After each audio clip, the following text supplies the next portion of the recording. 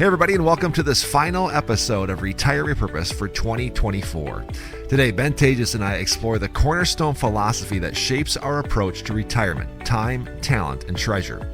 As we look forward to 2025, we're challenging the traditional retirement mindset by showing you how to think bigger and bolder about your next chapter and your next year.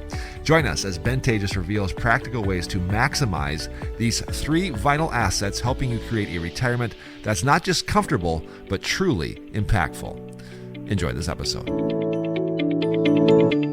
All right, folks, welcome back to the show. Jared Sebesta here, joining you on another episode of Retire Repurposed, and kind of a special show here. This is the final show of 2024, and also yet another show as we get closer to the relaunch, a revised version of Repurpose, the Untold Story of Retirement in America. So many good things, lots of fun stuff to consider and to get excited about for 2025. So we are so glad that you are joining us. Again, if you are new to the show, I say this about every show now, but if you are new to the show, because we have new platforms and new listeners, this is going to be a conversation about your life in retirement, not necessarily the financials, even though that is important. That's another show for another day. But we are here to talk about your life. How do you make it the best? How do you make it the most fulfilling, the most abundant, where you are stepping into your fullness? And more so, how do you steward your life in retirement? What does that look like from more of a biblical standpoint, and one that offers you the greatest impact for this season of your life? So if that's what you're looking for, you have certainly come to the right place. Ben Taatjes joins me on the show now, and this is an exciting time. Again, lots to look forward to. 2024 has been a year filled with challenges, ups and downs, but I'm excited. I don't know about you, but I'm excited. I find myself, as I get more evolved as a person, as I learn more, as I gain more wisdom, I look forward to years more now than ever before. And I'm assuming that you are the same way. And also, too, that's how retirees should look at their life. Why should they not look at their life as another new year to explore more and learn more and gain more wisdom? That's how it should be. And that's what we preach and teach on this show. Yeah, somehow I think the idea that's coming to me, Jared, is like finish really strong this year so that you start off strong next year, right? So I never like doing the New Year's resolution because, of course, those things tend not to work out, and they last. There's some average. I think it lasts like weeks into the new year. Yeah. But if you can really change and make real life change now, today, like towards the end of the year, I think it's a great place to start and carry that momentum right into the new year. So I think retirees too oftentimes get this feeling of I'm getting closer to the end than I am the beginning, and we know we just strictly for age, yeah. Right? If you're past, let's call it in your mid 40s, you're probably closer to the end of your life than the beginning. But some of your richest, best times are yet to be lived, and I believe that. Yeah. I think if you're on this earth still, that God has a reason to have you on this earth. Mm-hmm. It's a conversation, Jared, that comes up with widows and widowers many times. You know, you sit down with somebody who's lost a loved one, and you start asking why, which is never a good idea. But at the end of the day, it's like God still has you here. You're here to pour into your family. You're here for something. And I think many times retirees have to hear that message of like, yeah, I still have a lot to add to this world. Yeah. Before I pass away someday, there's a lot of things I can do. And take life that way, right? Yeah. What can I still do? What can I still learn? What things can I still change? Yeah. There's such a different existence to just purely existing, and then the concept of growing, expanding, and having more. I love the scripture. I always fall back on Proverbs 16:9, which says, "God, man casts the vision, God directs the steps."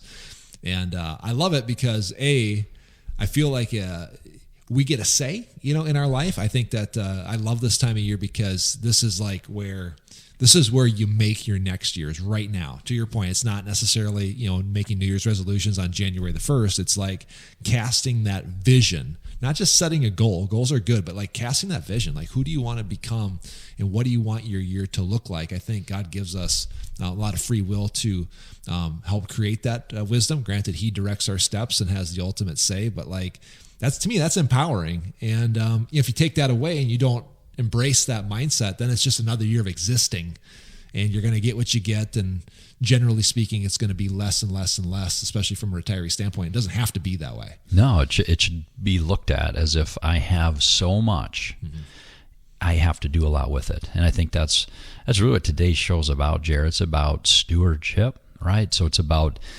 understanding how good you have it. And I think that's always a great place to start, is with gratitude, to say, okay, I have been given a lot. What am I going to then do with what I've been given?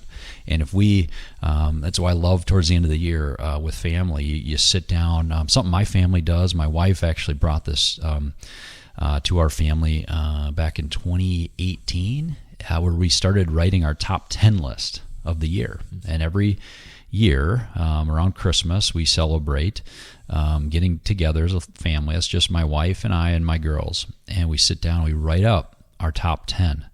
And it's so fun to look back at the last several years and being full of gratitude for all these things. So God's given us a lot, but he's asking us to do a lot with what he's given us. And when I look at my top 10 this year, man, it's been a lot of things to be thankful for.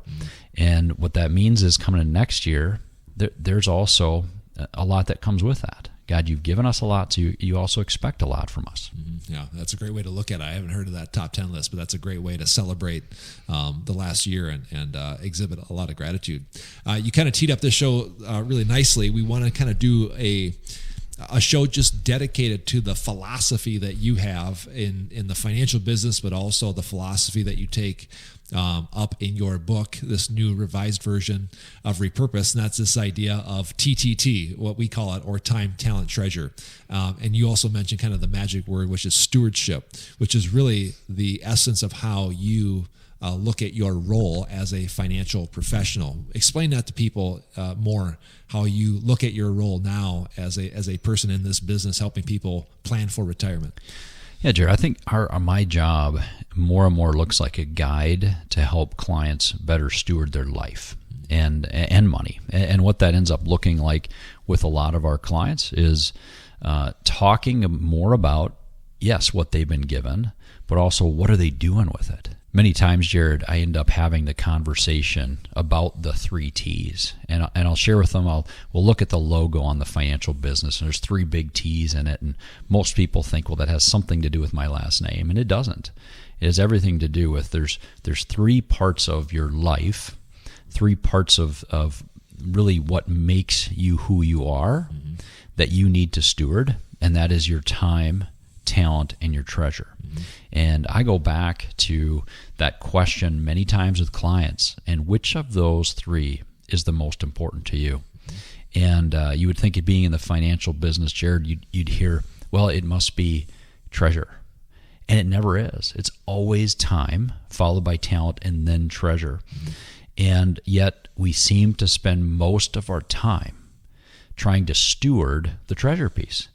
And I think we're missing it, both in this industry, the financial industry, but also just as Americans today. We spend so much time with the money, less about our health and less about how we're being intentional with our time. So talk to me about how that has changed over the years. You wrote your first book and first edition back in 2017 now, so we're going on 8 years ago. How has this mindset, and I think you've always inherently known this, but how has your mindset or your paradigm of this particular asset changed over the years? Well, Jared, it's gotten me more intentional about talking about it. Right, I'm much more free in client meetings and in discussions just with other people about what are you doing with your time, talent, treasure. Asking really great questions of people about those 3 T's, and also talking through the parable of the talents, because that's where it started. I look back on kind of developing that logo and why I'm in this business in the first place, and really it comes back to that parable. And I'll paraphrase it because some of you listening may not have heard it, but the parable of talents found in Matthew 25, starting at verse 14, and talks about you'll be like a man going on a journey who called his servants and entrusted them his property. To one he gave 5 talents, to another 2, to another 1, each one according to his ability. And then he went away. He who had received the 5 talents went at once and traded with them, and he made 5 talents more. So also he who had the 2 talents made 2 talents more. But he who had received the 1 talent went and dug in the ground and hid his master's money. Now after a long time the master of those servants came and settled accounts with them. And he who had received the 5 talents came forward, bringing 5 talents more, saying, Master, you delivered to me 5 talents. Here I've made 5 more. His master said to him, Well done, good and faithful servant. You have been faithful over little. I will set you over much. Enter into the joy of your master. And he also went to the one who had 2 talents. He came forward, saying, Master, you delivered me 2 talents. Here I have made 2 talents more. His master said to him, Well done, good and faithful servant. You have been faithful over little. I will set you over much. Enter in the joy of your master. He also who had received the 1 talent came forward, saying, Master, I knew you were a hard man, reaping where you did not sow, and gathering where you did not scatter seed. So I was afraid, and I went and hid your talent in the ground. Here you have what is yours. But his master answered him, You wicked and slothful servant. You knew that I reap where I have not sown, and gather where I scatter no seed. Then you ought to have at least invested my money with the bankers, so that at my coming I would have received what was my own with interest. So take the talent from him and give it to him who has 10 talents. For to everyone who has will be given, and he will have an abundance. But from the one who has not, even what he has will be taken away. And cast the worthless servant into the outer darkness, in that place where there will be weeping and gnashing of teeth. And Jared, I love that parable, and a few things that jump out at me every time I read it, every time I learn just a little more and think through that parable. But there's one time in particular I noticed that he says the exact same thing. The master says the exact same thing to the individual who was given 5 and turned it to 10, and the one that was given 2 and turned it to 4. They both doubled. They both did the same thing with what they'd been given. They were entrusted with different amounts, of course, but they both did well with what they were given. Isn't that how it is today? Like some of us just have been given more, and you are going to be asked to do more with that. And some of us who have been given a little bit less are going to be asked to do a lot with that, right? But God it really, and that's what this parable is getting at, asks a lot of us who have been given more. Yeah, and we're talking specifically about time, but I mean, this obviously applies to time, your talents, and your treasures. This is really this is your whole life encompassed here. Would you agree with that? Yeah, I mean, in this parable, it's talking about talents, right? And it's really the talent is more of a financial use in this context. In this context. Yeah.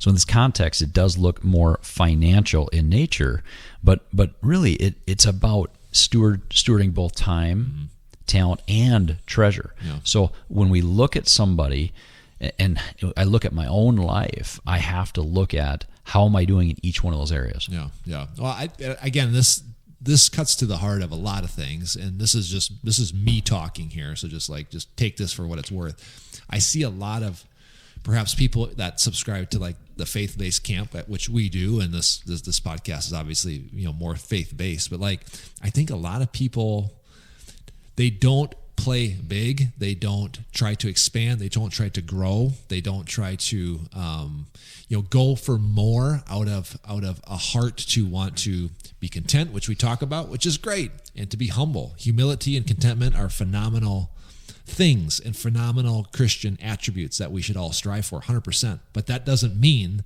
that you don't try to grow, expand, and to this parable, like grow even the assets that we were given. I think that's a dichotomy that, to me, I think it is not going to lead you into God's fullness for your life. No, Jared, I chose this version specifically because it does share in verse 29 the word abundance. Yeah. And I think that needs to be something that believers today need to embrace. Like we certainly don't want to be the guy who was given 1 talent and did nothing with it. Right? That was the worst of the servants. But verse 29 says, "For to everyone who has will be more given, and he will have abundance." I think it's really interesting how, again, that parable, the one that had started with 5, turned it to 10, he actually got the 1. It wasn't the one with 2. it was the one that had 5 and actually turned it to 10. So I'm always amazed. The more I read Scripture at the little nuances and things that God speaks to me on, and that was one that just jumps out at me. Yeah. Why should we as Christians say, well, we're just gonna hold on to what we have real tightly?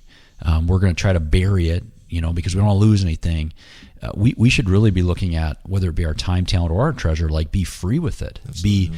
Be open to what God is trying to do with our money. What God is trying to do with our talent, like our abilities, and our time. So when we open up to that, I think He does so much more with our lives. But we got to start by saying, God, number one, thank you for all that you've given me, and then what are you trying to get me to see? What more can I do for your kingdom?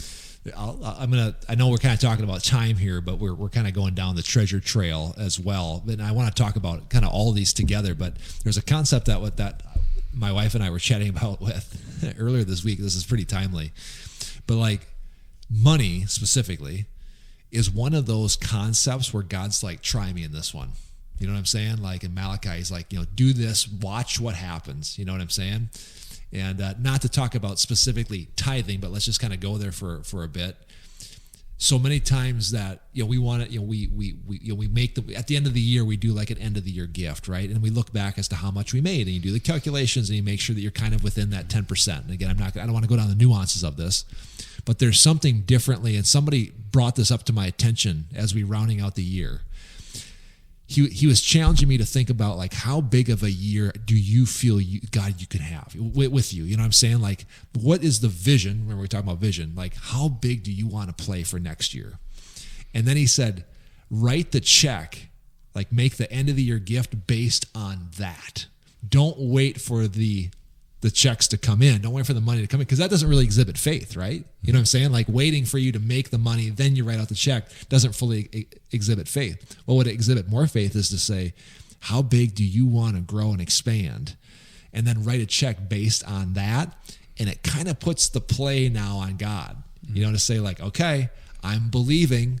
This makes me very uncomfortable. This makes me, this makes me, and giving should. I mean, there should be some aspects of giving that, maybe perhaps many of it should be uncomfortable. But I thought that was a really interesting play. I think when you exude what you do with your money and your time and your talent, especially when you do it in a way that makes you uncomfortable out of service or giving or abundance or whatever, it actually exhibits faith. And faith is what initiates God's work in your life. I'm kind of throwing a lot at you, but like, what lands for you with that little mini rant there? Well, as you were talking, I'm like, well, that didn't sound fun to me, the way you were talking about, you do all the, look through all the numbers, and then, we just kind of out of, whatever, right, it's 10%, that's what we're going to do. That doesn't sound like a joyful giver. Right, it sounds like somebody giving out of compulsion, or like this is a legalistic, like this is what's, so yeah, I can resonate with that. I've talked to many really generous people, Jared, who used to do things like that, business owners, and now it looks more like each quarter they're meeting as a family, or each quarter they're meeting with their spouse and say, okay, let's give money now in anticipation. Right. Exactly. And right. God has been always faithful. So, yes. Jared, I remember early in my career in this business, I say this not to brag or anything, but just to kind of drive home this point. My wife and I made a financial gift that was larger than what we not should have, but it definitely was one out of faith. Yeah, it made us very uncomfortable. And today I look back on that and I'm like, man, that was a gift that changed the way we looked at whose this stuff was, for real. It was like, we're not just going to give back a little bit, but it was a larger amount. Mm-hmm. And ever since that time, guess what's happened? The business has flourished. And I'm not saying it was 1 + 1 = 2 there, but certainly when we were faithful with a little, God gave more and showed us that yes, you've been faithful. We're going to continue to see that blessing, I believe, and whether that's strictly monetary, maybe it's other ways that God's going to bless us. It certainly isn't a prosperity gospel type thing that we're preaching here today, but I am telling you that if you are open to the idea of listening to God and what He's prodding you to give, man, He can do some great things. If you're open to Him on how you can better spend your time Yeah. this next year and how you can better use it for his kingdom, then good for you. And then the talent, the same thing holds true there. We all have time, talent, and treasure to offer, and he's calling us to do a lot with those. Yeah. Again, I think you make a really good point. If you wait, it's forward thinking. It's forward thinking, right? Like, I want to play now in such a way to where I want to grow and expand to. Me personally, I want to have a huge year on 2025. And I'm not talking just financial and worldly success. It's not what I'm suggesting. I want to grow and expand to where, like, wow, I'm having like an unrecognizable year where we look back now and be like, wow, like, look how far we've come. That should always be the case, no matter what age you are, regardless of if you're retired. What if retirees had that mindset, right?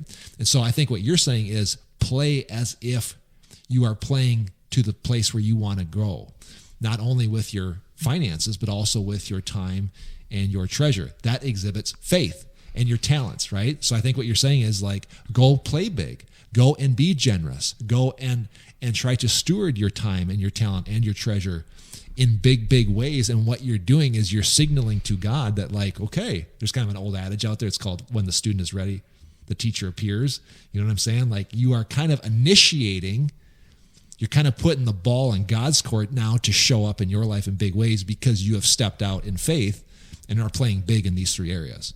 Yeah, I mean, I look at the time one, Jared, and it's pretty hard to just sit back and let God work unless you're willing to take a few steps yourself, right? So get out there this year, start early and think, I'm going to take a leap of faith. I'm going to show up at whatever event it is. I'm going to be a bigger part of my family's life. I'm going to have the really hard conversations that I know I have to have, but have kind of been, in the background, not really willing to talk about yet. You have, I don't think there's anybody better to talk about those hard conversations and better use of my time than somebody that has all the wisdom of somebody that's, in the retirement mode. Mm-hmm. They've lived a lot. They've seen a lot. So better now than later. So have the conversations. And then from a talent standpoint, Jared, I think that too oftentimes retirees almost perpetuate aging. Sometimes it's like, yeah, I'm not quite able to do this or as good as I used to, so I'm going to stop doing it. Mm-hmm. Certainly listen to a doctor, listen to your family. Don't do anything crazy, but don't just stop doing the things that you love doing because you're of that age, whatever that age is. Right. Continue to push yourself to say, yeah, it's harder than it used to be, but I can do it. I've seen that with my own dad, and he does listen to the show sometimes. So sorry, Dad, maybe, but I remember, when he moved off the farm, there was a few things that he stopped doing. He goes back on the farm. I remember one time my brother said, "You can do that, Dad." And it was hooking up a particular piece of equipment or doing something. I think many times he just didn't want to wreck something that they owned, right? But sometimes it almost felt like, you guys can do that because I'm not as good as I used to be at it. Doesn't matter. Right. You can still do so much of those things, albeit, at a different pace maybe. But sure. you have to realize that your talent it is very valuable to utilize it until the very end. Yeah. Well, you bring up so many good points, and again, one of those is that you get a say. You get a say in the vision you create, and you get a say into what you're capable of lots of times as well. And to your point, sometimes we tamp those down on our own behalf.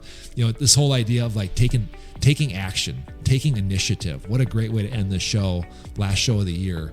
Like you already mentioned a couple of ways, but like what's one more way that retirees can take action so they have a year that is of growth and expansion like never before? Jared, I would just take out a piece of paper and just write this down. How am I currently allocating my time, talent, and treasure? Make a list. What am I doing in my life this year for 2024 that I can better use each of those areas in 2025? Securities offered through Avantax Investment Services. Member FINRA SIPC. Investment advisory services offered through Avantax Advisory Services. Insurance services offered through an Avantax affiliated insurance agency.